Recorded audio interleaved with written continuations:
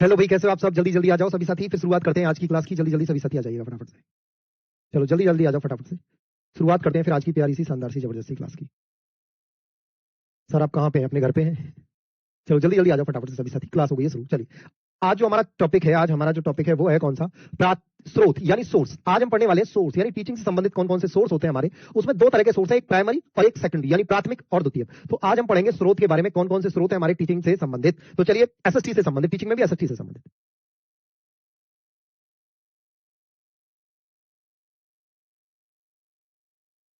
ठीक है। चलिए आगे बढ़ते हैं। अब देखिए सबसे पहले समझते हैं स्रोत के बारे में। सबसे पहले बात करते हैं स्रोत के बारे में यानी सोर्स के बारे में। सोर्स क्या है समझिए। स्थान, व्यक्ति या वस्तुएं जिनसे हमें भूत, वर्तमान तथा भविष्य से संबंधित जानकारियां मिलती है, स्रोत यानी सोर्स कहलाते हैं। तो सोर्स क्या हो सकता है? सोर्स कोई प्लेस हो सकता है, स्थान हो सकता है। जाए तो क्लास लेते हो, लेट हो चुका है, कहां हो चुका है? हाँ भाई, सोर्स क्या हो सकता है भाई? कोई स्थान सोर्स हो सकता है ना? स्थान हो सकता है, कोई व्यक्ति, कोई पर्सन सोर्स हो सकता है, कोई ऑब्जेक्ट सोर्स हो सकता है, पास्ट हो सकता है, प्रेजेंट हो सकता है, फ्यूचर हो सकता है। जिससे हमें क्या, किसके बारे में भाई? किसी व्यक्ति से, किसी स्थान से, किसी वस्तु से हमें यदि पास्ट के बारे में, प्रेजेंट के बारे में या फ्यूचर के बारे में जानकारी मिलती है तो उसे हम क्या बोलते हैं? उसे हम सोर्स बोलते हैं। उदाहरण के लिए हड़प्पा सभ्यता के पुरातात्विक स्रोतों से वर्तमान समय में उसके बारे में जानकारी प्राप्त होती है। स्रोतों से हमें प्राचीन समाज के बारे में पता चलता है, साथ ही आने वाले समाज के स्वरूप को बताने में यह सहायक होता है। शिक्षण प्रक्रिया में प्रत्यक्ष अनुभव का अत्यधिक महत्व है, यानी टीचिंग में जो सामने प्रत्यक्ष है, जो लाइव है, उसका ज्यादा महत्व होता है। आगे बात समझ में। और स्रोत का प्रत्यक्ष प्रयोग शिक्षण अधिगम प्रक्रिया को अधिक सरल एवं रुचिकर बना देता है। स्रोत प्रत्यक्ष अनुभव प्राप्त करने के साधन होते हैं। किसी अन्य व्यक्ति या पुस्तक के द्वारा बताए गए अनुभवों की अपेक्षा स्वयं प्राप्त किया गया अनुभव अधिक लाभप्रद एवं महत्वपूर्ण होता है। समझिए, मतलब अब अगर आप कोई चीज किसी बुक से पढ़ रहे हो, मान के चलो किसी नदी के बारे में या किसी जगह के बारे में आप बुक से पढ़ रहे हो, वैली ऑफ फ्लावर के बारे में पढ़ रहे हो, भाई बहुत खूबसूरत है वैली ऑफ फ्लावर, या मैं आपको बता रहा हूं भाई बहुत खूबसूरत है वैली ऑफ फ्लावर, या किसी बुक से पढ़ रहे हो, उससे ज्यादा आपको पसंद कब आएगा? जब आप खुद वैली ऑफ फ्लावर जाके देखोगे। आगे बात समझ में। जब आप खुद वैल्यू ऑफ फ्लावर जाके देखोगे तो जब आपको ज्यादा बेटर लगेगा। तो सोर्स क्या है? Sources are place, person, things from which we get information related to past, present and future are called source. For example, information about the Harappan civilization is currently available from archaeological source. From the source we come to know about the ancient society and it also helps in telling the nature of the future society. आगे बात समझ में, आगे बात समझ clear हुई कहानी? चलिए अब आगे बढ़ते हैं फटाफट से। आगे की कहानी की बात करूं तो आगे देखिए वो कह रहा है direct experience has great important in the teaching process. मतलब जो डायरेक्ट, जब हम जिसमें हम खुद जाके देखते हैं, खुद करके सीखते हैं। आगे बात समझ में, यानी किताब के पढ़ने से ज्यादा और किसी के बताने से ज्यादा जो हम खुद करते हैं या खुद किसी को जाके देखते हैं वो ज्यादा इंपोर्टेंट होता है, ठीक है। And direct use of the source makes the teaching learning process more simple and interesting. Source are the means of gaining direct experience. The experience gained by oneself is more beneficial and important than the experiences told by any other person or book. ठीक है भाई, clear हुई कहानी?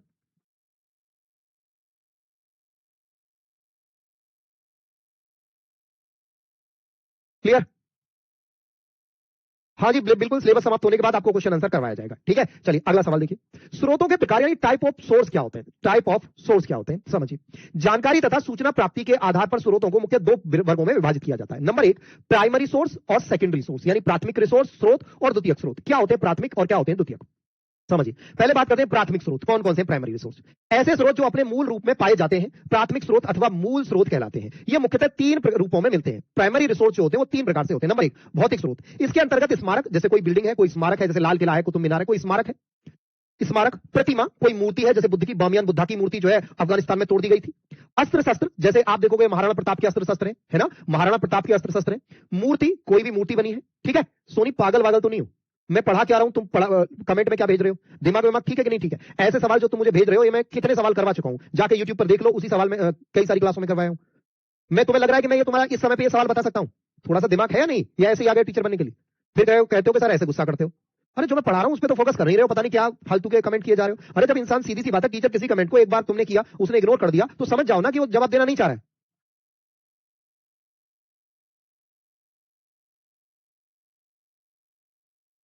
चलो, तो भौतिक स्रोत क्या है? इसके अंतर्गत स्मारक, प्रतिमा, अस्त्र शस्त्र, मूर्ति, भग्नावशेष, स्तंभ, जैसे स्तंभ होते हैं, देखिए कुतुब मीनार में एक स्तंभ लगा हुआ है, जैसे आपका जो, जहां से भारत का जो है प्रतीक लिया गया, अशोक चिन्ह लिया गया है ना। नदी, समुद्र, पर्वत, प्राचीन, सिक्के आदि, ये सब क्या है? ये सब भौतिक स्रोत हैं। भौतिक मतलब जिन्हें हम अपनी आंखों से देख सकते हैं और जिन्हें छू सकते हैं, वो सब क्या है? भौतिक स्रोत हैं। वो क्या है? सारे के सारे फिजिकल सोर्स हैं। ठीक है, क्या है? फिजिकल सोर्स है। दूसरा आता है आपका मौखिक स्रोत, यानी आपके वर्बल जो होते हैं। इसके अंतर्गत लोकगीत, जैसे लोकगीत, दंत कथाएं, कहानियां, रीति रिवाज, परंपरा आदि आते हैं। इसके अंतर्गत क्या आते हैं भाई? लोकगीत आते हैं, कविता आती है, कहानी आती है, कथाएं आती हैं, रीति रिवाज आते हैं, बहुत सारे नृत्य आते हैं। ठीक है, परंपराएं आती हैं। जैसे अभी हमारे यहाँ सावन में तीज का आएगा त्योहार, तो तीज पे क्या होता है? जो महिलाएं, जो लड़कियां होती हैं, वो नए नए कपड़े पहन के और एक जगह जाके अपना नाच गाना गीत गाती हैं, है ना? ये अभी बता दूंगा भाई, सब बता दूंगा, चिंता मत करो। ठीक है, चलिए। लिखित या मुद्रित, इसके अंतर्गत प्राचीन ग्रंथ, डायरी, हस्तलिपियां, नियमावलियां, पत्र पत्रिकाएं आदि आते हैं। तो type of source, one on the basis of information obtaining information source can be divided into two part, two category, primary and secondary. तो प्राइमरी में सबसे पहला primary resource, such source which are found in their original form are called primary source. वो अपने original form में होते हैं, of original source. These are many found in their forms. सबसे पहले आता है मटेरियल सोर्स या physical source. This include mountain, statue, weapon, sculpt pictures, rings, pillar, river, sea, mountain, ascend, coins, etc आते हैं।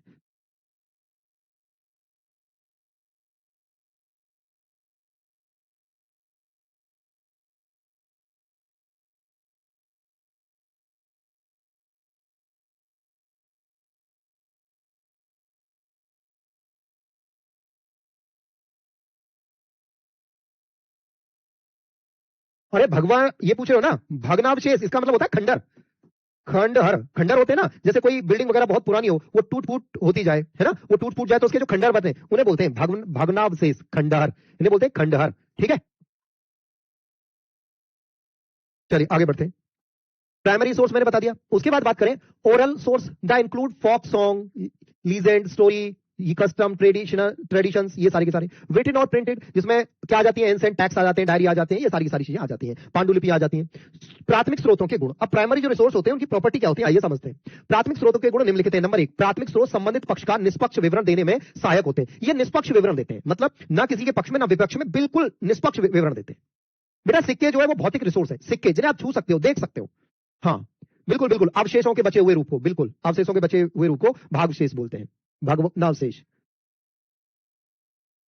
प्राथमिक स्रोतों अध्ययनकर्ता को अपने ढंग से सोचने तथा विचार करने का अवसर उपलब्ध करवाते हैं। मतलब आप प्राथमिक स्रोत पढ़ने के बाद अपने ढंग से सोच सकते हो। भाई आपने माउंट एवरेस्ट देखा या आपने कोई झील देखी, गंगा नदी देखी, तो आपने लाइव देखी, फिर आप अपने तरह से उसके बारे में सोच सकते हो, जो प्राथमिक सोर्स होते हैं। प्राथमिक स्रोत से आलोचना तथा चिंतन की क्षमता का विकास होता है, यानी आप आलोचनात्मक चिंतन इससे कर सकते हो। यानी प्रॉपर्टी की बात करें तो primary source are help in the giving unbiased description of the concerned party.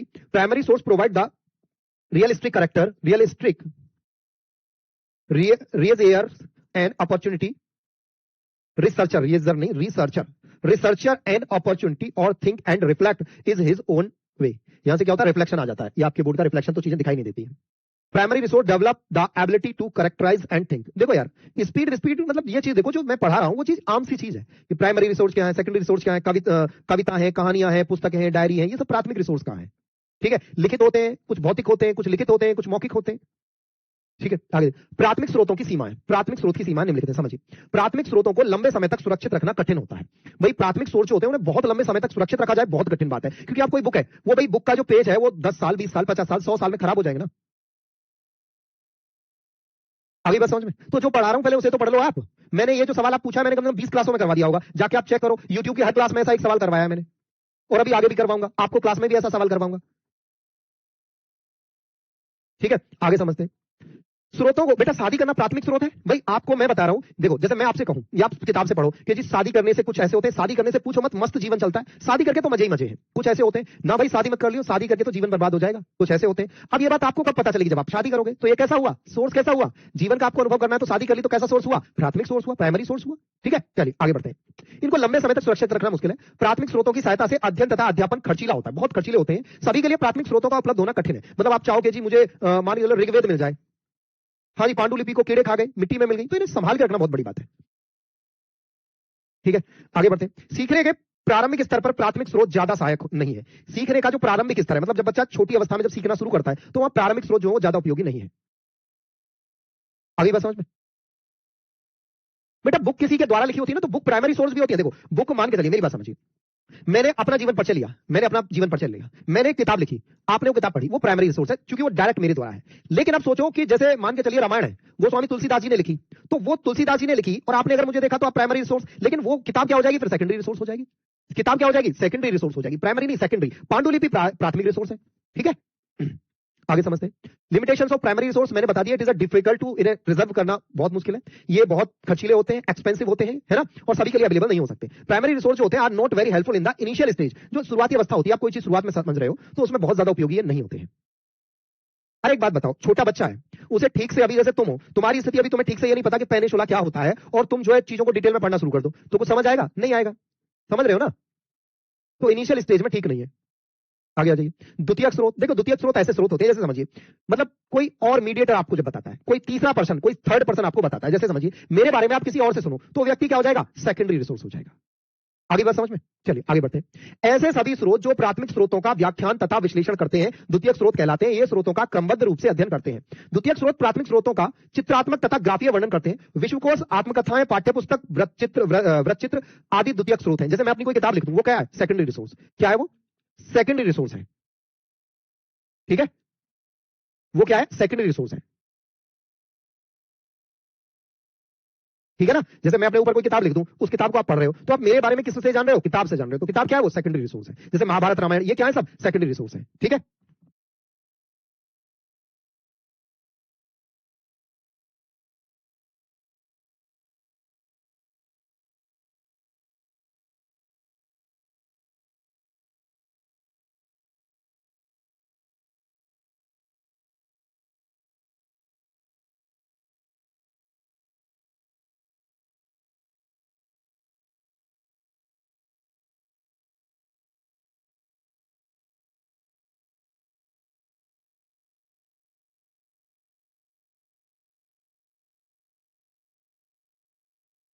हाँ जी, ताजमहल को खुद जाकर देखना प्राथमिक रिसोर्स, और उसके बारे में पढ़ना। हाँ, बताओ, एक बालक पूछ रहा है विश्लेषण क्या होता है सर जी। बेटा अगर तुम ये पूछ रहे हो मुझसे कि विश्लेषण क्या होता है, तो फिर तो बस रहने ही दो, फिर तो रहने ही दो। अब बताओ क्या किया जाए तुम्हारा, अब अगर तुम ये पूछ रहे हो मुझसे कि विश्लेषण क्या होता है, हद है भाई।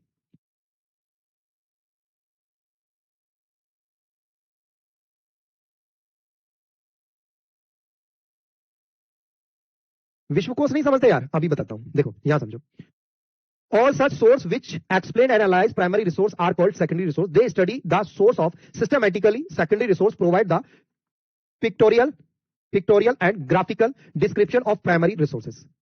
Encyclopedia, biography. विश्वकोश मतलब होता है encyclopedia, biographies, textbook, documentaries, etc. are example of secondary resource. जैसे किसी की डॉक्यूमेंट्री बन रही है, मूवी बन रही है, जैसे अभी सचिन पे मूवी बनी, धोनी पे बनी, है ना, धोनी पे बनी, सचिन पे बनी, है ना, तो ये क्या है भाई, ये क्या है, सेकेंडरी रिसोर्स है। मूवी बन रही है, जैसे अभी धुरंधर बनी और उसकी मूवी बनी, अरे क्या नाम है, सौरव गांगुली की मूवी बन रही है, ये सब क्या है, सेकेंडरी रिसोर्स है। आगे देखिए, द्वितीयक स्रोतों के गुण। अब देखिए द्वितीयक स्रोतों के गुण क्या क्या होते हैं, ठीक है। द्वितीयक स्रोतों के गुण क्या क्या होते हैं। द्वितीयक स्रोत आसानी से तथा अधिक मात्रा में उपलब्ध होते हैं, बहुत आसानी से, बहुत सारी मात्रा में उपलब्ध होते हैं, ठीक है। इनका भंडार तथा वितरण आसान होता है, ये आपको हर जगह मिल जाएंगे। इन्हें लंबे समय तक सुरक्षित रखा जा सकता है, कम खर्चीले होते हैं, मतलब आपको कहीं से खरीद सकते हो, ठीक है। Secondary resource are easily and in large quantity. भाई अगर आप मान के तो ताजमहल के बारे में जाना है तो पढ़ लो, इंटरनेट पे अवेलेबल है। द्वितीयक स्रोत, प्राथमिक स्रोत क्या, आप वहीं जाओ, तो पहले तो आप आगरा जाओगे, फिर टिकट कटाओगे, ताजमहल देखोगे, वहां रहोगे, खाओगे पियोगे, तो महंगा हो जाएगा, है ना, ठीक है। चलिए आगे बढ़ते हैं। हाँ जी, सेकेंडरी रिसोर्स है, टीवी पर देखना कोई भी चीज, ठीक है। Their storage and distribution is easy, it can be preserve for a long time, there are less expensive. द्वितीयक स्रोत की सीमा, ये क्या होते हैं, द्वितीयक स्रोत पर व्यक्तिगत प्रभाव आसानी से देखा जा सकता है। मतलब समझिए, जैसे मैं किसी के बारे में किताब लिखूं, तो भाई वो मैं अपनी राय, मैं तो अपनी राय जो होगी ना वो लिखूंगा ना, मान के चलिए, समझिए द्वितीयक स्रोत क्या है, मैं तो आपको वही दिखाऊंगा ना जो मुझे अच्छा लगेगा। मैं मान के चलिए किसी राजा के बारे में लिख रहा हूं, तो मैं तो अच्छी अच्छी बात लिखूंगा, या अगर मुझे उस राजा से दिक्कत है तो मैं तो बुरी बुरी बात लिख दूंगा। तो कुल मिला के ये किसी व्यक्ति के विचारों से प्रभावित होते हैं, ये रियल नहीं होते, मतलब इनको 100% रियल आप नहीं कह सकते, ठीक है। चलिए, अतः इसकी निष्पक्षता पर सवाल उठाया जा सकता है, ये एकदम प्रॉपर निष्पक्ष नहीं है। आगे बात समझ में, ये प्रॉपर निष्पक्ष नहीं होते हैं। द्वितीयक स्रोत स्वस्थ आलोचनात्मक बुद्धि के विकास में उतने सहायक नहीं माने जाते जितने प्राथमिक स्रोत माने जाते हैं, मतलब ये 100% सही जानकारी आपको नहीं देंगे। देखिए समझिए, जैसे आप कहते हो, कई बार आपने देखा होगा कि किताबों में कुछ और होता है, हाँ जी, मोबाइल द्वितीयक स्रोत है, किताबों में कुछ और होता है, लेकिन रियल लाइफ में चीजें कुछ और होती हैं जो आपको गांव के बड़े बुजुर्गों से मिलेंगी। अगर आप गांव के बड़े बुजुर्गों से पता करोगे ना, तो वो आपको कुछ और बात बताएंगे और किताबों में आपको कुछ और मिल जाएगा। अभी बात समझ में क्लियर, चलिए जी आगे बढ़ते हैं। अगला आता है limitations of secondary resource. Limitation मैंने बताई थी, individual influence can be easily seen on the secondary resource, therefore questioning and are raised on its impartiality. ठीक है, तो सेकेंडरी रिसोर्स क्या होते हैं? Are not considered as helpful in the development of health critical intelligence as are primary resource. चलिए अब आगे की कहानी की बात करें तो ध्यान से समझना। आगे आ जाइए, आगे आता है सामाजिक अध्ययन शिक्षण में स्रोतों का प्रयोग। सामाजिक अध्ययन में हम स्रोतों का प्रयोग कैसे करते हैं भाई? सामाजिक अध्ययन में अपन स्रोतों का प्रयोग कैसे करते हैं, आइए समझते हैं। स्रोतों के प्रयोग से छात्रों की तर्क शक्ति यानी उनका लॉजिक रीजनिंग में विकास में सहायता मिलती है। स्रोतों के आधार से क्या होता है? बच्चों का तर्क शक्ति बढ़ता है। इनके प्रयोग से अर्जित ज्ञान सजीवता आती है, मतलब अर्जित ज्ञान जो होता है ना वो परमानेंट नॉलेज आती है। जब हम सोर्स का उपयोग करते हैं तो नॉलेज होती है परमानेंट आती है, जैसे ताजमहल दिखाने ले जाओ, लाल किला दिखाने ले जाओ, कुतुब मीनार दिखाने ले जाओ, है ना। और विद्यार्थियों को अन्वेषण यानी खोज एवं परीक्षण की आदत पड़ जाती है। इसलिए शिक्षक का यह कर्तव्य है कि वह छात्रों को उपयोगी सामग्री से परिचित कराए तथा उनका विवरण प्रस्तुत करे। ठीक है, आगे समझते हैं। शिक्षक को चाहिए कि वह छात्रों के समक्ष मूल स्रोतों का प्रदर्शन उचित समय पर ही करे, मतलब जो मूल स्रोत है वो सही समय आने पर ही आपको उचित प्रदर्शन करे। जैसे आप हैं, मैं पढ़ा कुछ रहा होता हूं, आप कुछ और पूछ रहे होते हो, भाई मैं आपके सामने जब सही समय होगा सारी चीजें आपके सामने रखूंगा। ठीक है, चलिए आगे बढ़ते हैं। शिक्षक मूल स्रोतों का प्रयोग करते समय छात्रों को कुछ विशिष्ट अनुच्छेदों के अध्ययन का उत्तरदायित्व भी दे सकता है, परंतु ये सभी अनुच्छेद रोचक एवं विषय से संबंधित होने चाहिए। इससे छात्रों को स्वयं करके सीखने तथा पर्यवेक्षण संबंधी ज्ञान का विकास होगा, यानी use of source in teaching social study. समझिए, use of source help in developing the reasoning power of student, their use bring alive the knowledge acquired and student develop the habit of exploration and testing. Therefore, it is the duty of the teacher to introduce useful material to the student and present its details. The teacher should demonstrate the original source of the to the student at the appropriate time. While using original resource, the teacher can also give student the responsibility of studying some specific paragraphs, but all these paragraphs should be interesting and related to the topics. ठीक है, आगे देखिए। This help student develop their own learning and observation skill. आगे देखिए, परियोजना कार्य यानी project work. अब आते हैं प्रोजेक्ट वर्क के बारे में। अब देखिए, बच्चे को आप प्रोजेक्ट वर्क देते हो, परियोजना कार्य देते हो, अब समझिए कैसे होता है। समझिए परियोजना क्या होता है, समझिए। शिक्षा में परियोजना कार्य एक ऐसी प्रक्रिया है जिसमें अधिगमकर्ता यानी स्टूडेंट जो सीख रहे हैं, लर्नर है, को व्यक्तिगत या सामूहिक रूप से सम्मिलित किया जाता है। परियोजना एक सुनिश्चित या पूर्व निर्धारित कार्य होता है, यानी जो पहले से निर्धारित कार्य होता है ना। इसका क्रियान्वयन अधिगम प्रक्रिया में एक निश्चित उद्देश्य के लिए किया जाता है, यानी जो आपको होमवर्क मिलता है, परियोजना प्रोजेक्ट मिलता है, उसका एक फिक्स ऑब्जेक्टिव होता है कि भाई मैं आपको ये काम दे रहा हूं, इससे आपको ये समझ आ जाएगा। ठीक है, मैं आपको ये काम दे रहा हूं, इससे आपको ये समझ आ जाएगा। ठीक है, स्टीवेंसन के अनुसार परियोजना वह समस्या युक्त कार्य है जो स्वाभाविक रूप से प्राकृतिक वातावरण में किया जाता है। परियोजना विधि के समर्थकों में वाइगोत्स्की, जेरेम बर्नर, जीन पियाजे, जॉन ड्यूवी महत्वपूर्ण है। आपको सचिन सर ने प्रोजेक्ट विधि पढ़ाई भी होगी, पढ़ाई है कि नहीं? हाँ भाई, आपको सचिन सर ने प्रोजेक्ट मेथड पढ़ाया है कि नहीं पढ़ाया? बेटा अगर आपको प्रोजेक्ट मेथड नहीं आता है ना तो फिर तो रहने ही दो। प्रोजेक्ट कभी नहीं बनाया? कभी एक पूछ रहा है कि प्रोजेक्ट क्या होता है, बताओ क्या बताऊं इस बच्चे को। चलिए आगे बढ़ो। Project work in education is a process in which the learner is required to work individually or collectively. ठीक है, is included. A project is a fixed or predeterminate work. It is implemented for a specific purpose in the learning process. According to Stevenson, क्या कहा है? A project is a work involving a problem which is naturally carried out in a natural. एक second भाई, एक second रुकना।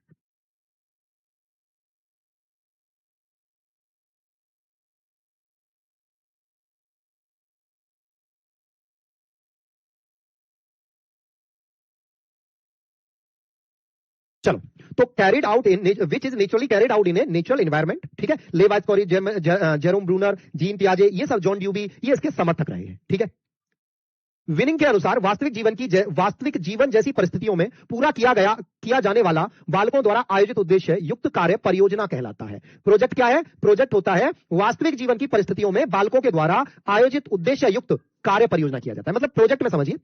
हाँ देखिए, project क्या होता है? मैंने कोई भी प्रोजेक्ट दे दिया, मान के चलो आपको मैंने प्रोजेक्ट दे दिया कि भाई आपको इक्लिप्स पढ़ के आना है, इक्लिप्स पे एक प्रोजेक्ट बना के लाना है। प्रोजेक्ट के ग्रह, सूर्य ग्रहण, चंद्र ग्रहण कब होता है, इस पे एक प्रोजेक्ट बना के लाना है। तो आप क्या करोगे? अगर आप देखोगे उस प्रोजेक्ट को तो मेरा उद्देश्य क्या होगा कि भाई जिससे बच्चे ग्रहण क्यों पढ़ता है ये बात समझ जाएंगे। यानी प्रोजेक्ट का एक मेरा उद्देश्य है, मेरा ऑब्जेक्टिव है, क्या मेरा टारगेट है कि जब ये प्रोजेक्ट बच्चे आप बनाओगे तो आप ग्रहण के बारे में सब सीख जाओगे।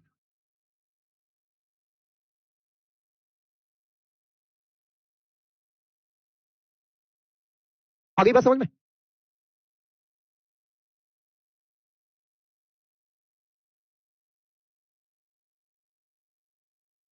क्लियर हुई बात?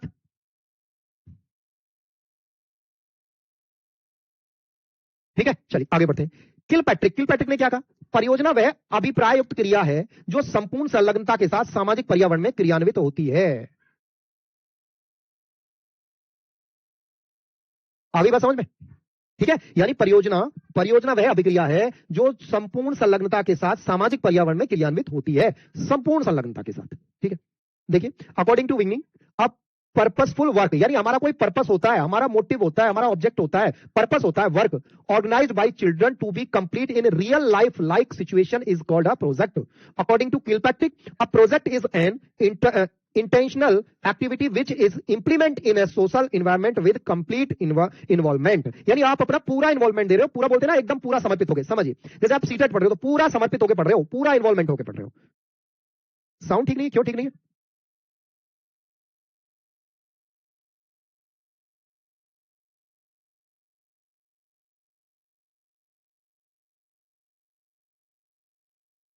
भाई मेरी तरफ से सही चल रही है, मेरी तरफ से सही चल रही है। ठीक है, चलो आगे देखिए परियोजना के प्रकार। अब देखिए परियोजना के प्रकार, अरे और कैसे एक्सप्लेन करवाओगे? हैं, आप जो प्रोजेक्ट बनाते हो वो नहीं पता आपको?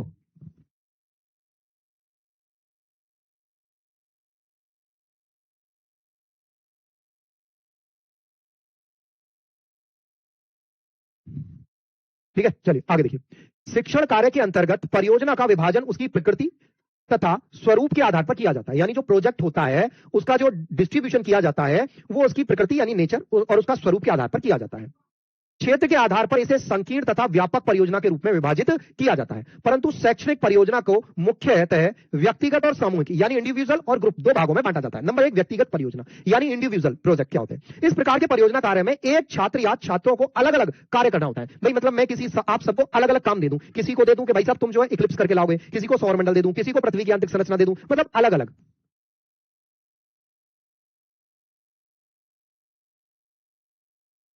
आगे बात समझ में क्लियर हुई कहानी?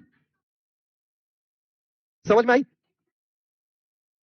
ठीक है, आगे की बात करते हैं। अलग अलग कार्य करना होता है। इस प्रकार की परियोजना में व्यक्तिगत ज्ञान ज्ञान भाई बच्चे का अपना ज्ञान होता है, अनुभव एक्सपीरियंस कौशल स्किल का विकास होता है। इसका चयन सामान्यतः विद्यार्थियों की इच्छा अनुसार किया जाता है। जैसे समझिए मैं बताता हूं, मैं अपना इसमें लाइव एग्जांपल देता हूं। संकीर्ण मतलब छोटा, सीमित, संकीर्ण मतलब छोटा, सीमित, संकीर्ण। समझिए मैं बताता हूं अब आपको, अब मेरी बात समझिए, मैं आपको यहाँ लाइव एग्जांपल देता हूं।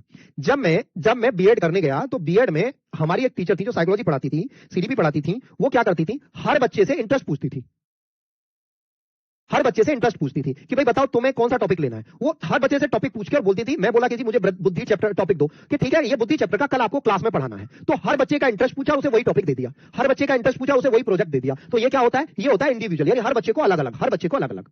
आगे बात समझ में? एक सेकंड रुकना।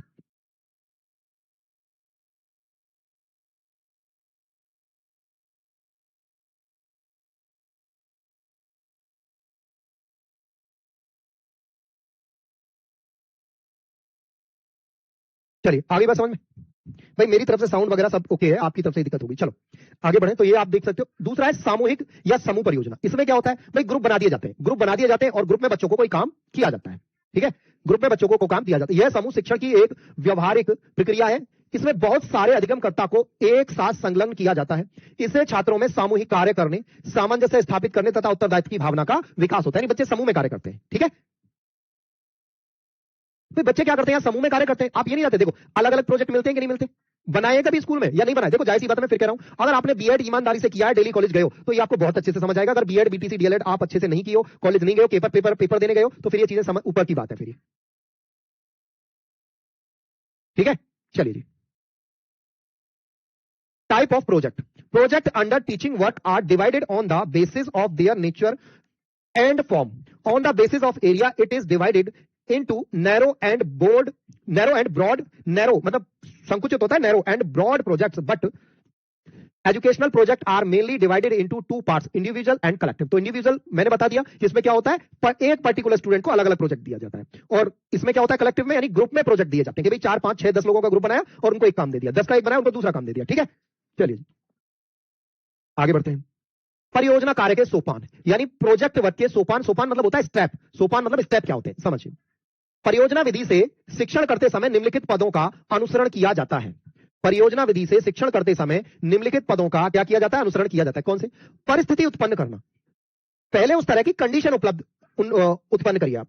शिक्षक बालकों से विचार विमर्श करके ऐसी परिस्थितियां उत्पन्न करता है जिससे उनकी किसी विशेष कार्य में रुचि जागृत हो जाती है और उससे संबंधित समस्या का समाधान करने के लिए तत्पर हो जाते हैं। समझिए, जैसे मैं समझाता हूं आपको, मैं कहूंगा आपसे कि भाई जो पेड़ पौधे होते हैं ना, पेड़ पौधों की जड़ें नीचे जमीन में बहुत गहराई तक जाती हैं। ऐसा एक पेड़ है जिसकी जड़ें जमीन में बहुत गहराई तक जाती हैं और उसके तने में पानी भरा रहता है। उसकी जड़ें जब तक जाती हैं, जब तक क्या हो, जब तक पानी ना आ जाए। अब बच्चों के अंदर क्यूरियोसिटी आ जाएगी। बच्चे क्या करेंगे कि सर जी हमें दिखा के लाओ। अगर राजस्थान का टीचर हूं मैं, अगर मैं राजस्थान का टीचर हूं तो मैं क्या करूंगा, उन्हें खेजड़ी का उसका रेगिस्तानी ओक का पेड़ दिखा लाऊंगा, है ना। सोपान मतलब स्टेप, सोपान मतलब स्टेप, ठीक है। रेगिस्तानी ओक का पेड़ दिखा लाऊंगा। खेजड़ी का पेड़, क्या अगर खेजड़ी के बारे में पढ़ाऊं कि भाई एक ऐसा पेड़ होता है जिसकी छाया बहुत अच्छी होती है, उसकी छाल जो है बीमारियों में काम आती है, उसकी फलियों की सब्जी बनती है ना। तो क्या होगा, बच्चे कहेंगे अच्छा सर दिखा के लाओ, तो मैं उन्हें दिखाने ले जाऊंगा। तो बच्चों का इंटरेस्ट क्रिएट हो जाएगा ना। अगर बच्चों का इंटरेस्ट क्रिएट हो गया तो समझ लो क्या हो जाएगी, परिस्थिति उत्पन्न हो गई। अब बच्चे खेजड़ी के पेड़ के बारे में अपने आप जानना चाहेंगे ज्यादा से ज्यादा। आगे बात समझ में। परियोजना का चयन, समस्या के समाधान के लिए बालक विभिन्न प्रकार की परियोजना प्रस्तुत करते हैं। शिक्षक उन योजनाओं के गुण दोषों का विवेचन करके उन्हें ऐसी योजना को चुनने में सहायता करते हैं जो सर्वोत्तम एवं समस्त बालकों के लिए सर्वाधिक उपयुक्त हो। भाई बच्चे ऐसे में अपने आप कई सारे परियोजना, कई सारे प्रोजेक्ट चुनते हैं, ठीक है। सोपान का मतलब चरण, स्टेप होता है, बिल्कुल। तो कई सारे बच्चे क्या करते हैं, अपना अपना प्रोजेक्ट चुनते हैं। फिर टीचर बताता है कि भाई ये वाला प्रोजेक्ट सही है, इस वाले में ये कमी है, इस वाले में ये दोष है, ये सारी चीजें होती है, ठीक है। उद्देश्य निरूपण, भाई इसका ऑब्जेक्टिव होना चाहिए, प्रॉपर ऑब्जेक्टिव। शिक्षक छात्रों की रुचि, आवश्यकता तथा उनकी योग्यता को ध्यान में रखकर लक्ष्यों को निर्धारित कर आवश्यक निर्देश एवं सुझाव प्रस्तुत करते हैं। मतलब जो प्रोजेक्ट हो ना, वो ऐसा हो कि जिसमें आपकी रुचि हो, आपका इंटरेस्ट हो, है ना। इंटरेस्ट होना चाहिए आपका, आपकी नीड होनी चाहिए, इंटरेस्ट के साथ साथ आपकी जरूरत भी होना चाहिए, ठीक है।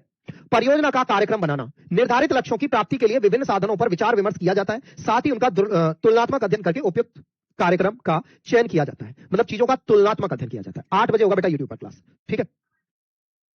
परियोजना का कार्यान्वयन, कार्यक्रम को निश्चित करने के बाद उसे छात्रों द्वारा पूर्ण किया जाता है। छात्र कार्यक्रम में निर्धारित विभिन्न क्रियाओं को व्यक्तिगत यानी व्यक्तिगत तौर पे और सामूहिक तौर पे यानी इंडिविजुअल और ग्रुप में रूप से पूर्ण करते हैं। शिक्षक उनकी क्रियाओं का निरीक्षण और मार्गदर्शन आवश्यकता अनुसार करते हैं। टीचर फिर क्या करता है, उन्हें बताता है भाई, ठीक है। परियोजना का मूल्यांकन, इस पद से विचार विमर्श करके यह ज्ञात किया जाता है कि लक्ष्यों की प्राप्ति हुई अथवा नहीं हुई। सब छात्र अपने कार्य के संबंध में अपने अपने विचार व्यक्त करते हैं। शिक्षक उनके कार्य की जांच करके सफलता का आकलन करते हैं, ठीक है। भाई सफलता आकलन करते हैं कि भाई कितना विचार किया है, उनके पदों उन्होंने कितना सीखा है, कितना नहीं सीखा है। बाद में टीचर क्या करता है, उनका मूल्यांकन करता है, यानी उनका इवैल्यूएशन करता है। क्लियर होगी बात। तो ये सारी चीजें थी। ये चैप्टर आपका कौन सा था, ये चैप्टर था आपका कौन सा, ये था आपका सोर्स, टीचिंग में जो सोर्स होते हैं, ठीक है। अब एक बालक पूछ रहा था जी सिलेबस कब हो जाएगा। सिलेबस भैया आपका ये मानो अगले वीक तक हो जाएगा, ठीक है। सिलेबस राजेश बाबू अगले वीक तक सिलेबस खत्म हो जाएगा। उसके बाद प्रैक्टिस चलेगी आपकी, उसके बाद मैराथन आपकी चलेंगी। ये सारी चीजें प्रॉपर चलती रहेंगी।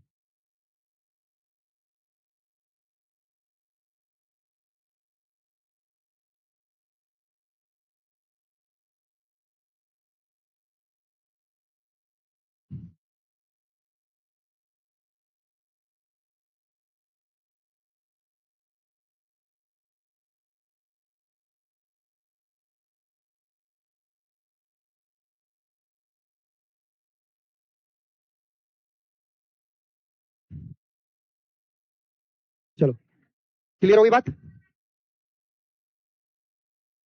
चलो ठीक है, ये होती है आपकी आज की क्लास। यही रखेंगे, टॉपिक समाप्त। अब कल की क्लास में मंडे को मिलते हैं आपसे, ठीक है। चलिए ठीक है, all the best, take care, tata bye bye, सभी को राम राम, नमस्कार, जय हिंद, जय भारत।